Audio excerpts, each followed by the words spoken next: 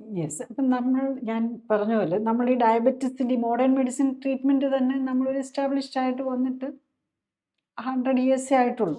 Insulin കണ്ടുപിടിച്ചിട്ട് 100 years കഴിഞ്ഞതേ ഉള്ളൂ. അപ്പം ലാസ്റ്റ് ഒരു 50-75 ഇയേഴ്സേ ആയുള്ളൂ നമ്മൾ ഈ മരുന്ന് ടാബ്ലറ്റ് ആയിട്ടുള്ളതാണേലും വന്നു തുടങ്ങിയിട്ട്. ഒരു 1950s പിന്നെ ഒരു 1975 ഒക്കെ ആയപ്പോഴേക്കാണ് കൂടുതൽ മരുന്ന് വരാൻ തുടങ്ങി ഡയബറ്റീസിന് വേണ്ടി. അതുപോലെ തന്നെ പിന്നെ ഒരു 2000 ഒക്കെ ആയപ്പോഴേക്കും ഇൻസുലിൻ അനലോഗ്സ് വന്നു. ഇപ്പോൾ ഒരു ലാസ്റ്റായിട്ടാണ് ഇപ്പം നമ്മൾ ഡയബറ്റീസിന് ഇപ്പോൾ ഏറ്റവും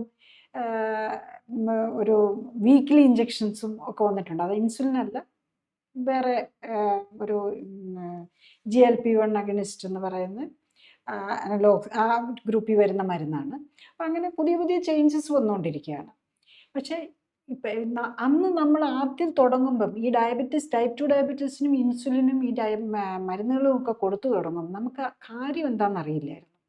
ഈ ഇൻസുലിൻ റെസിസ്റ്റൻസ് എന്നുള്ള കാര്യങ്ങളെക്കുറിച്ചൊക്കെ നമ്മൾ മനസ്സിലാക്കുന്നത്, ഞാൻ പേഷ്യൻറ്റിൻ്റെ കാര്യമല്ലായിരുന്നു, ഡോക്ടേഴ്സ് മനസ്സിലാക്കുന്നത് ഈ വളരെ ഒരു ഫ്യൂ ഇയേഴ്സേ ആയിട്ടുള്ളൂ അതിനെക്കുറിച്ചും ക്ലിയർലി അവയർനെസ് വന്നിട്ട്. കാരണം എൻ്റെ ഏജിലൊക്കെയുള്ള ഡോക്ടർമാർ നമ്മൾ പഠിക്കുമ്പോഴാണല്ലോ കൂടുതൽ പഠിക്കുന്നത്, ഈ കാര്യങ്ങളൊക്കെ മനസ്സിലാക്കുന്നത്. അന്നൊന്നും ഈ കാര്യങ്ങളൊന്നും ഇല്ല. പിന്നെ നമ്മൾ സ്വന്തം നിലയിൽ പഠിച്ചെടുക്കുന്നതാണ് ഈ ഇപ്പോഴത്തെ പുതിയ നോളജ് വരുന്നത് നമ്മൾ സ്വയം അപ്ഡേറ്റ് ചെയ്യുന്നതിൻ്റെ ഭാഗമായിട്ടാണ്. ഇപ്പം പലരും അപ്ഡേറ്റ് ചെയ്യുന്നില്ലെങ്കിൽ അവർ ആ രീതിയിലായിരിക്കും. ഞാൻ പല ഡോക്ടേഴ്സിനെയും കണ്ടിട്ടുണ്ട് എൻ്റെ ഏജിലൊക്കെ ഉള്ളത്, ടൈപ്പ് 2 ഡയബറ്റീസിന് കാരണം ഇൻസുലിൻ കുറവല്ലേ എന്നുള്ള രീതിയിൽ ചിന്തിക്കുന്നത്. കാരണം അവർ ആ ഒരു അവയർനെസ്സിലേക്ക് പോയിട്ടില്ല എന്നുള്ളതാണ്. പക്ഷെ നമ്മളിപ്പോൾ എന്താണെന്ന് വെച്ചാൽ ഡോക്ടേഴ്സും പേഷ്യൻസും ഈ അവയർനെസ് ക്ലിയർ ആക്കി കൊണ്ടുവരണം.